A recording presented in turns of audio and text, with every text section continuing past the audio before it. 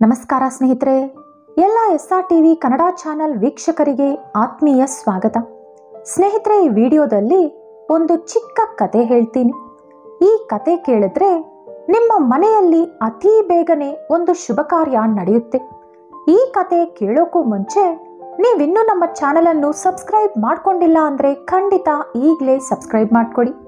ಹಾಗೆ ಈ ವಿಡಿಯೋ ಇಷ್ಟ ಆದರೆ ಮರೆಯದೆ ಒಂದು ಲೈಕ್ ಕೊಡಿ. ಒಂದು ನಗರದಲ್ಲಿ ರಾಮಶಾಸ್ತ್ರಿ ಎಂಬ ಹೆಸರುವಾಸಿಯಾದ ವೈದ್ಯನಿದ್ದ. ಆ ನಗರ ಒಂದು ನದಿ ತೀರದಲ್ಲಿತ್ತು. ಪುಷ್ಕರದ ಸಮಯವಾದ್ದರಿಂದ ರಾಮಶಾಸ್ತ್ರಿಯ ಬಾಲ್ಯ ಸ್ನೇಹಿತರಾದ ಶ್ರೀಹರಿ ಹಾಗೂ ವಿಠಲ ಅವನ ಮನೆಗೆ ಬಂದರು. ಶ್ರೀಹರಿ ಅಧ್ಯಾಪಕ ವೃತ್ತಿಯಲ್ಲಿದ್ದ. ವಿಠಲ ಒಂದು ಗ್ರಾಮದಲ್ಲಿ ನ್ಯಾಯಾಧಿಕಾರಿಯಾಗಿದ್ದ. ರಾಮಶಾಸ್ತ್ರಿ ಇಬ್ಬರು ಸ್ನೇಹಿತರನ್ನು ಕರೆದುಕೊಂಡು ಊರೆಲ್ಲ ಸುತ್ತಿ ತೋರಿಸಿ ರಾತ್ರಿ ಮನೆಗೆ ಕರೆತಂದು ಸ್ನೇಹಿತರಿಗೂ ಸೇರಿ ಅಡುಗೆ ಮಾಡುವಂತೆ ಹೆಂಡತಿಗೆ ಹೇಳಿ ಸ್ನೇಹಿತರೊಂದಿಗೆ ಕುಳಿತು ಮಾತನಾಡತೊಡಗಿದ. ರಾಮಶಾಸ್ತ್ರಿ ಆ ಇಬ್ಬರೊಂದಿಗೆ ಹೀಗಂದ: ನಮ್ಮ ಊರಲ್ಲಿ ಒಬ್ಬ ಶ್ರೀಮಂತನಿದ್ದಾನೆ.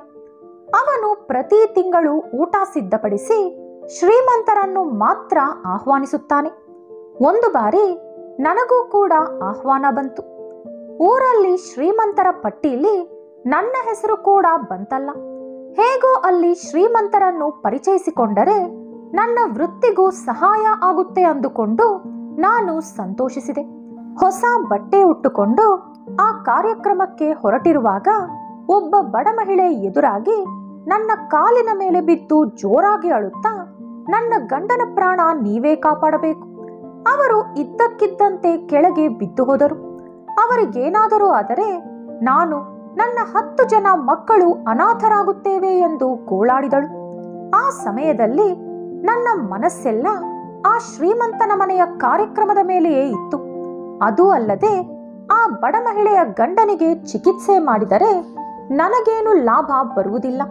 ಹಾಗಾಗಿ ನಾನು, ಈಗಾಗಲ್ಲಮ್ಮ, ನಾನೊಂದು ಮುಖ್ಯವಾದ ಕೆಲಸದ ಮೇಲೆ ಹೋಗುತ್ತಿದ್ದೇನೆ ಎಂದು ಹೇಳಿ ಹೊರಟು ಹೋದೆ. ಆದರೆ ಯಾವುದೋ ಒಂದು ಕಾರಣದಿಂದ ಆ ದಿನ ಆ ಕಾರ್ಯಕ್ರಮವನ್ನು ಆ ಶ್ರೀಮಂತ ಮುಂದೂಡಿದ. ನಾನು ಮನೆಗೆ ಹಿಂದಿರುಗಿ ಬಂದೆ. ಯಾಕೋ ಆ ಬಡ ಮಹಿಳೆ ನೆನಪಾದಳು. ಅವಳ ಮನೆ ಪತ್ತೆ ಹಚ್ಚಿ ಹೇಗೋ ಹುಡುಕಿಕೊಂಡು ಹೋದೆ. ಆದರೆ ಅಷ್ಟು ಹೊತ್ತಿಗೆ ಎಲ್ಲವೂ ಮುಗಿದು ಹೋಗಿತ್ತು. ಆ ಸಮಯಕ್ಕೆ ಸರಿಯಾಗಿ ಚಿಕಿತ್ಸೆ ಸಿಗದೆ ಅವಳ ಗಂಡ ಮೃತಪಟ್ಟಿದ್ದ. ಆ ಹೆಣ್ಣು ಹಾಗೂ ಅವಳ ಮಕ್ಕಳು ಗೋಳಾಡುತ್ತಿದ್ದರು. ಈ ಒಂದು ಸಂದರ್ಭ ಹೊರತುಪಡಿಸಿ ಇನ್ಯಾವ ಸಮಯದಲ್ಲೂ ನಾನು ನನ್ನ ಕರ್ತವ್ಯಕ್ಕೆ ದ್ರೋಹ ಬಗೆಯಲಿಲ್ಲ. ಇಂಥ ಕಹಿ ನೆನಪುಗಳು ನಿಮಗೂ ಇದ್ದರೆ ನೀವು ಹೇಳಿ ಎಂದು ಕೇಳಿದ ರಾಮಶಾಸ್ತ್ರಿ. ಆಗ ಅಧ್ಯಾಪಕನಾದ ಶ್ರೀಹರಿ ಹೀಗೆ ಹೇಳಿದ: ರಾಮ, ನಿನ್ನಂತೆ ನಾನು ಕೂಡ ಒಂದು ಬಾರಿ ನನ್ನ ಕರ್ತವ್ಯಕ್ಕೆ ದ್ರೋಹ ಬಗೆದಿದ್ದೇನೆ. ನಾನು ಕೆಲಸ ಮಾಡುವ ಶಾಲೆ ನಮ್ಮ ಊರಿನ ಜಮೀನ್ದಾರನದು. ಆ ಶಾಲೆಯಲ್ಲಿ ಜಮೀನ್ದಾರನ ಮಗ ಕೂಡ ಓದುತ್ತಿದ್ದ. ಅವನದೇ ಶಾಲೆಯಾದ್ದರಿಂದ ಆ ಹುಡುಗ ಸ್ವಲ್ಪವೂ ಓದದೆ ಬರೀ ತರಲೆ ಮಾಡುತ್ತಿದ್ದ. ಆದರೂ ಕೂಡ ಅವನೇ ಶಾಲೆಯಲ್ಲಿ ಪ್ರಥಮ ದರ್ಜೆಯಲ್ಲಿದ್ದ. ಅದೇ ಶಾಲೆಗೆ ಒಬ್ಬ ರೈತನ ಮಗ ಸೇರಿಕೊಂಡ. ಅವನು ತುಂಬಾನೇ ಬುದ್ಧಿವಂತ. ಪ್ರತಿ ವಿಷಯದಲ್ಲೂ ಜಮೀನ್ದಾರನ ಮಗನನ್ನು ಅವನು ಸೋಲಿಸುತ್ತಿದ್ದ. ಆದ್ದರಿಂದ ಆ ಜಮೀನ್ದಾರನ ಮಗ ರೈತನ ಮಗನನ್ನು ಶಾಲೆಯಿಂದ ಓಡಿಸುವಂತೆ ನನ್ನ ಬಳಿ ಕೇಳಿಕೊಂಡ. ಅವನು ಹೇಳಿದ ಮಾತು ನಾನು ಕೇಳದೆ ಹೋದರೆ ನನ್ನ ಕೆಲಸ ಎಲ್ಲಿ ಕಳೆದುಕೊಳ್ಳುವ ಪರಿಸ್ಥಿತಿ ಬರುತ್ತದೋ ಎಂದು ಹೆದರಿ ಇನ್ನೂ ಮಾಡದಿರುವ ಪಾಠದ ಪ್ರಶ್ನೆಗಳನ್ನು ಆ ರೈತನ ಮಗನಿಗೆ ಕೇಳಿದೆ. ಆ ಪಾಠ ಇನ್ನೂ ಮಾಡಲಿಲ್ಲ ಗುರುಗಳೇ ಅಂದಿದ್ದಕ್ಕೆ ಗುರುವಿಗೆ ಎದುರು ಮಾತನಾಡುತ್ತೀಯಾ ಎಂದು ಆ ಹುಡುಗನನ್ನು ನಿಂದಿಸಿ ಜಮೀನ್ದಾರನಿಗೆ ಹೇಳಿ ಆ ಹುಡುಗನನ್ನು ಶಾಲೆಯಿಂದ ಓಡಿಸಿದೆ. ರೈತನಿಗೆ ಅವನ ಮಗನ ವಿಷಯದಲ್ಲಿ ನಡೆದಿದ್ದು ತಪ್ಪೆಂದು ಗೊತ್ತು. ಆದರೂ ಕೂಡ ಜಮೀನ್ದಾರನಿಗೆ ಹೆದರಿ ಅವನೊಂದು ಮಾತು ಕೂಡ ಆಡದೆ ಆ ವಿಷಯ ಅಲ್ಲಿಯೇ ಬಿಟ್ಟು ಬಿಟ್ಟ. ಓದಿ ಎಷ್ಟೋ ಎತ್ತರಕ್ಕೆ ಬೆಳೆಯಬೇಕಾದ ಆ ಹುಡುಗ ನಾನು ಮಾಡಿದ ಚಿಕ್ಕ ತಪ್ಪಿನಿಂದ ಇವತ್ತು ಓದು ಬರಹ ಇಲ್ಲದೆ ತಂದೆಯ ಜೊತೆ ಹೊಲದಲ್ಲಿ ಬೆಳೆ ಬೆಳೆಯುತ್ತಿದ್ದಾನೆ. ಇದೇ ನಾನು ಮಾಡಿದಂತ ಚಿಕ್ಕ ತಪ್ಪು ಎಂದ ಶ್ರೀಹರಿ. ಇನ್ನು ಮೂರನೆಯವನಾದ ವಿಠಲ ಈ ರೀತಿ ಹೇಳಿದ: ನಿಮ್ಮಂತೆ ನಾನು ಕೂಡ ಒಂದು ಬಾರಿ ನನ್ನ ಕೆಲಸಕ್ಕೆ ದ್ರೋಹ ಬಗೆದಿದ್ದೇನೆ. ಒಂದು ಬಾರಿ ನನ್ನ ಹತ್ತಿರ ಒಂದು ವಿವಾದ ಬಂತು. ಒಬ್ಬ ಶ್ರೀಮಂತ ವ್ಯಾಪಾರಿ ಅವನ ಸ್ಥಳದಲ್ಲಿ ಒಂದು ಭವನವನ್ನು ಕಟ್ಟಿಕೊಂಡಿದ್ದ. ಅವನ ಜಾಗಕ್ಕೆ ಅಂಟಿಕೊಂಡಿರುವಂತೆ ಒಂದು ಚಿಕ್ಕ ಜಾಗ, ಅದರಲ್ಲೊಂದು ಗುಡಿಸಲಿತ್ತು. ಎಷ್ಟೇ ಕೇಳಿದರೂ ಆ ವ್ಯಕ್ತಿ ಆ ಜಾಗವನ್ನು ವ್ಯಾಪಾರಿಗೆ ಮಾರಿರಲಿಲ್ಲ. ಹಾಗಾಗಿ ಆ ವ್ಯಾಪಾರಿ ಅವನ ಕೆಲಸದವರ ಮೂಲಕ ಆ ಗುಡಿಸಲನ್ನು ಕಿತ್ತು ಹಾಕಿ ಆ ಜಾಗವನ್ನು ಆಕ್ರಮಿಸಿಕೊಂಡ. ಈ ವಿಷಯ ನನಗೂ ಗೊತ್ತು. ಆದರೆ ನನ್ನ ತಂಗಿಯನ್ನು ಆ ವ್ಯಾಪಾರಸ್ಥನ ಮಗನಿಗೆ ಕೊಟ್ಟು ಮದುವೆ ಮಾಡಲು ಮಾತುಕತೆ ನಡೆಯುತ್ತಿತ್ತು. ಆ ವ್ಯಾಪಾರಸ್ಥ ತುಂಬಾನೇ ಹೆಸರುವಾಸಿಯಾದವನು.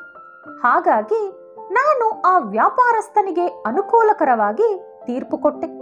ಇದೊಂದೇ ನಾನು ಕೂಡ ನನ್ನ ಜೀವನದಲ್ಲಿ ಮಾಡಿದಂತ ತಪ್ಪು ಎಂದ ವಿಠಲ.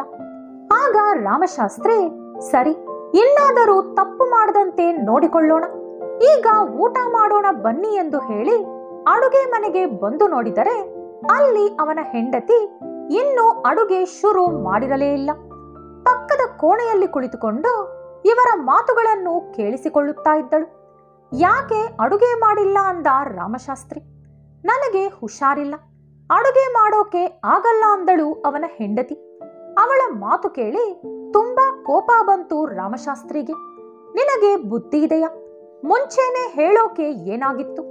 ಈ ರಾತ್ರಿಯಲ್ಲಿ ಹೊರಗೂ ಕೂಡ ಊಟ ಸಿಗಲ್ಲ. ಬರದೆ ಅಪರೂಪವಾಗಿ ಮನೆಗೆ ಬಂದ ನನ್ನ ಬಾಲ್ಯ ಸ್ನೇಹಿತರನ್ನು ಹಸಿದ ಹೊಟ್ಟೆಯಲ್ಲಿ ಮಲಗಿಸಬೇಕಾ?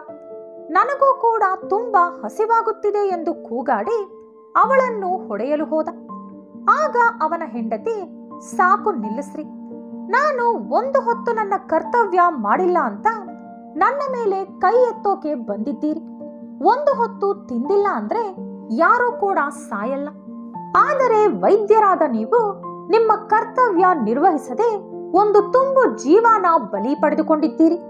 ಅಧ್ಯಾಪಕರಾದ ನಿಮ್ಮ ಸ್ನೇಹಿತ ಅವರ ಕರ್ತವ್ಯಕ್ಕೆ ದ್ರೋಹ ಬಗೆದು ಬದುಕಿ ಬಾಳಬೇಕಾದ ಒಬ್ಬ ಹುಡುಗನ ಭವಿಷ್ಯ ಹಾಳು ಮಾಡಿದ್ದಾರೆ. ನ್ಯಾಯಾಧಿಕಾರಿಯಾದ ನಿಮ್ಮ ಸ್ನೇಹಿತ ಅನ್ಯಾಯವಾಗಿ ನಡೆದುಕೊಂಡು ಒಬ್ಬ ಅಮಾಯಕನಿಗೆ ದ್ರೋಹ ಬಗೆದು ಅವನಿಗೆ ಮನೆ ಮಠ ಜಾಗ ಇಲ್ಲದಂತೆ ಮಾಡಿದ್ದಾರೆ. 4 ಜನರ ಭವಿಷ್ಯ ಕಾಪಾಡುವ ವೃತ್ತಿಯಲ್ಲಿರುವವರು ಒಂದು ಚಿಕ್ಕ ತಪ್ಪು ಮಾಡಿದರೂ ಎಷ್ಟೋ ಜನರ ಬದುಕು ಅದರಿಂದ ಹಾಳಾಗುತ್ತೆ. ಇಷ್ಟು ದೊಡ್ಡ ತಪ್ಪು ಮಾಡಿ ನಾಚಿಕೆ ಇಲ್ಲದೆ ಇದೊಂದೇ ತಪ್ಪು ನಾನು ಮಾಡಿದ್ದು, ಇದೊಂದೇ ನಾನು ಮಾಡಿದಂತ ಚಿಕ್ಕ ತಪ್ಪು ಅಂತ ನಿಮ್ಮನ್ನು ನೀವು ಸಮರ್ಥಿಸಿಕೊಳ್ಳುತ್ತಾ ಇದ್ದೀರಿ. ನೀವು ಮೂವರು ಹೊರಗೆ ಊರು ಸುತ್ತಲು ಹೋದಾಗಲೇ ನಾನು ಅಡುಗೆ ಮಾಡಿ ಮುಗಿಸಿದ್ದೆ. ನಿಮ್ಮಂತೆ ನಾನು ನನ್ನ ಕರ್ತವ್ಯಕ್ಕೆ ದ್ರೋಹ ಬಗೆಯುವುದಿಲ್ಲ. ಹೋಗಿ ಕೈಕಾಲು ತೊಳೆದುಕೊಂಡು ಬನ್ನಿ, ಊಟ ಬಡಿಸುತ್ತೇನೆ ಅಂದಳು ರಾಮಶಾಸ್ತ್ರಿ ಹೆಂಡತಿ. ಅವಳ ಮಾತುಗಳನ್ನು ಕೇಳಿ ನಾಚಿಕೆಯಿಂದ ಆ 3 ಜನರು ತಲೆ ತಗ್ಗಿಸಿ ನಿಂತರು. ಈ ವಿಡಿಯೋ ನಿಮಗಿಷ್ಟವಾದಲ್ಲಿ ಲೈಕ್ ಹಾಗೂ ಶೇರ್ ಮಾಡಿ. ಇಂಥ ಹೆಚ್ಚಿನ ಉತ್ತಮ ಕಥೆಗಳಿಗಾಗಿ ತಪ್ಪದೇ ನಮ್ಮ ಚಾನೆಲ್ ಅನ್ನು ಸಬ್ಸ್ಕ್ರೈಬ್ ಮಾಡ್ಕೊಳ್ಳಿ. ನಾಳೆ ಮತ್ತೊಂದು ವಿಡಿಯೋದೊಂದಿಗೆ ಪುನಃ ಭೇಟಿಯಾಗೋಣ. ಧನ್ಯವಾದಗಳು.